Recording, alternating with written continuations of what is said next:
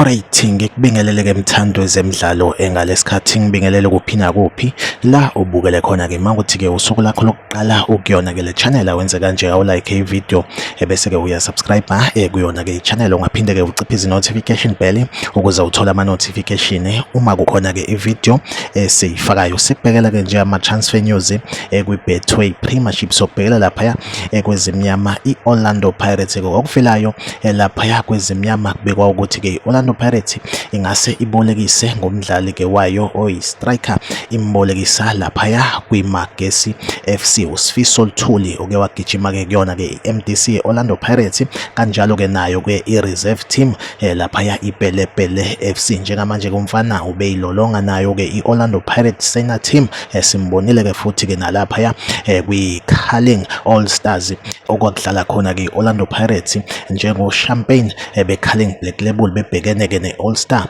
okuyinhlanganisela yabadlali ke nje bonke bama clubs asuke eparticipatile kuyona ke iCarling knockout. Siyakhumbula ukuthi ke washaya igoli limnandi kakhulu layo ke iOrlando Pirates. Njengamanje iOrlando Pirates kuthiwa ke iplana ukuthi ke imbolekise kwiMagesi FC ngenhloso ukuthi ke athole igame time kuze kuba ukuthi ke kuphela le season ke esikuyona ke iyona update nje engiyiphethe ke njengamanje like ivideo usubscribe kuyona ke i-channel. Mina nawe ngizohlezi ngikhona ngilethela ke ama transfer news kuyona ke iBetway Premiership. Okwamanje ke ivideo yethu asibambe la, nisale kahle.